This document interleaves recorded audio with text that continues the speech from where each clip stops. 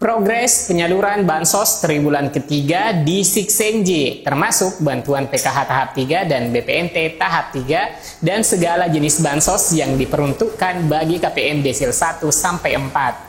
Nah, pada kesempatan kali ini kita akan menganalisis sejauh mana proses pada tanggal 2 Agustus 2025 yang dilakukan oleh Kementerian Sosial Republik Indonesia melalui sistem Siksenji, Sistem Informasi Kesejahteraan Sosial Next Generation, dalam rangka proses pemutakhiran data bantuan sosial di periode triwulan 3 tahun 2025. Proses ini mencakup periode penyaluran untuk bulan Juli, Agustus, dan September 2025 yang bertujuan memastikan ketepatan sasaran bantuan kepada keluarga penerima manfaat atau KPM yang terdaftar dalam Data Terpadu Kesejahteraan Sosial (DTKS) dan Data Tunggal Sosial Ekonomi Nasional (DTSEN).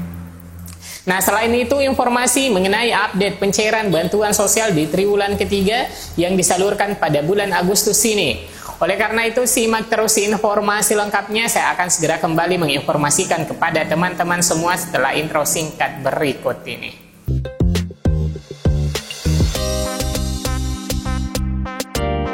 Assalamualaikum warahmatullahi wabarakatuh. Halo semua teman-teman, semoga hari ini selalu dalam kebahagiaan dan keceriaan. Amin ya rabbal alamin. Bansos tahap 2 sebagian besar sudah disalurkan. Karena itu tak heran jika saat ini banyak KPM yang berebut mencari informasi terbaru mengenai jadwal pencairan PKH dan BPNT tahap ketiga. Nah, berdasarkan pantauan terbaru melalui aplikasi Siksenji, progres pencairan bansos PKH BPNT untuk tahap 3 dapat dipantau secara berkala oleh pendamping sosial. Kira-kira, apakah sudah ada titik terang terkait jadwal pencairan bansos PKH dan BPNT untuk tahap ketiga? Nah, berdasarkan informasi terakhir bahwasanya Kemensos tengah melakukan proses pemutakhiran data yang menjadi dasar untuk penerima bantuan PKH dan BPNT untuk tahap ketiga.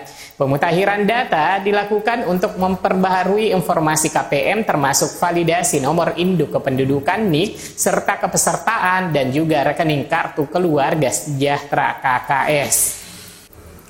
Proses ini melibatkan operator Siksenji di desa untuk memperbaharui data KPM. Selain itu, dengan akses terbatas, pendamping sosial dapat memutakhirkan KPM yang meninggal dunia pada menu view DTSEN pada tab data anggota keluarga. Selain itu, pendamping PKH juga dapat memantau perkembangan melalui sistem view DTSEN pada Siksenji. Hingga hari ini pada menu view DTSEN untuk periode salur PKH tahap 3 belum muncul. Begitupun dengan BPNT tahap 3 belum muncul. Namun pada bantuan YAPI sudah terupdate ke periode triwulan ketiga, di mana sudah tertera YAPI Juli-September 2025. Status YAPI berhasil cek rekening. Untuk bantuan PKH dan BPNT tahap 3 belum muncul dikarenakan penyaluran tahap kedua belum tuntas. Untuk bantuan PKH tahap kedua, berdasarkan rekap SP2D yang turun beberapa hari yang lalu, belum mencakup keseluruhan KPM yang masuk dalam BNBA. Dari data penyaluran tahap 2 yang masuk dalam daftar data bayar SP2D dari termin 1 sampai 11, jumlah KPM yang berhasil disalurkan sebanyak 8.131.238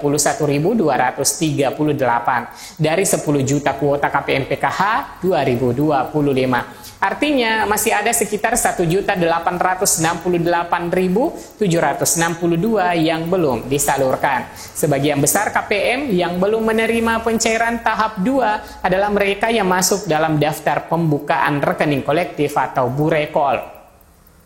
Status Burekol di Siksenji ini merupakan keterangan KPM yang sebelumnya menerima pencairan melalui PT Pos akan dialihkan ke skema pencairan melalui kartu KKS. Nah, oleh karena KKS baru akan didistribusikan oleh Bank Himbara, KPM terlebih dahulu dibuatkan rekening di Bank Himbara. Nah, proses inilah yang disebut dengan Burekol. Nah, mengingat pencairan bansos tahap 2 belum sepenuhnya rampung, maka tidak mengherankan jika pencairan PKH BPNT tahap 3 juga belum menunjukkan perkembangan. Dari pantauan pendamping sosial, saat ini pada aplikasi 6NG, status untuk pencairan bansos PKH BPNT tahap 3 masih belum mengalami perubahan. Nah, kita cek 6NG di akun pendamping sosial. Untuk bantuan sosial PKH BPNT tahap ketiga alokasi bulan Juli, Agustus, September 2025 belum bisa dipantau di aplikasi 6NG pada menu View DTSCN dikarenakan masih proses pemutakhiran data untuk menentukan KPM yang layak menerima bantuan sosial dan juga penentuan jenis bansos. Nah, yang bisa kami informasikan mengenai penyaluran tahap 3 untuk BPNT, setiap KPM itu menerima bantuan sebesar Rp200.000 per bulan dengan total Rp600.000 untuk 3 bulan. Nah, PKH disalurkan sesuai kategori penerima seperti ibu hamil, balita, lansia, penyandang disabilitas, atau anak sekolah dengan nominal bantuan yang bervariasi. Diprediksikan pencairan tahap 3 akan dimulai secara bertahap pada akhir bulan Agustus atau awal bulan September 2025. Nah, selanjutnya beberapa bantuan yang disalurkan di luar dari bantuan sosial dari Kementerian Sosial, yaitu bansos yang bersumber dari dana daerah. Nah, pada bulan Agustus ini pemerintah daerah Tulung Agung mencairkan bantuan sosial di bulan Agustus. Kabid Perlindungan dan Jaminan Sosial Dinjamsos Dinas Sosial Tulung Agung, Teguh Habianto mengatakan akan ada 3 jenis bansos APBD yang akan dicairkan. Diketahui terdapat 4 jenis bansos yang bersumber dari APBD, meliputi DBHCHT, Prakarsa Lansia, Rentan Miskin Ekstrim, dan Disabilitas.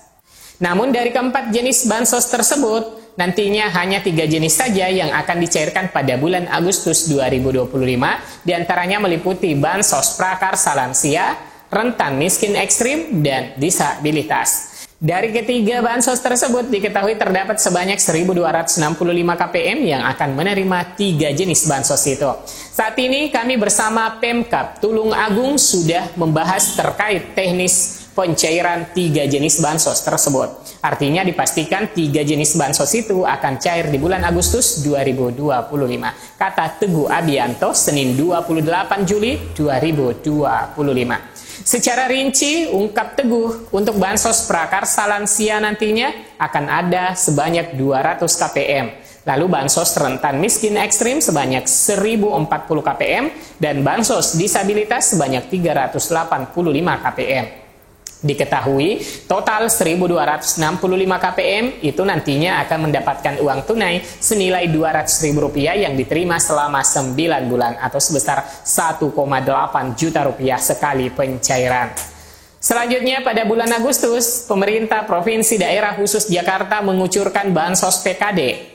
Tahun 2025 sebanyak 219.252 penerima manfaat tercatat dalam program pemenuhan kebutuhan dasar PKD yang mencakup lansia, penyandang disabilitas, dan anak-anak usia dini. Program ini terdiri dari 3 skema utama, yaitu yang pertama Kartu Lansia Jakarta KLJ, yang kedua Kartu Penyandang Disabilitas Jakarta KPDJ, yang ketiga Kartu Anak Jakarta KAJ. Seluruh data penerima diproses melalui pemadanan ketat, mulai dari data kependudukan hingga data aset. Setiap penerima mendapatkan bantuan sebesar Rp300.000 per bulan dengan pendataan yang ditetapkan dalam 7 periode sejak Februari 2025.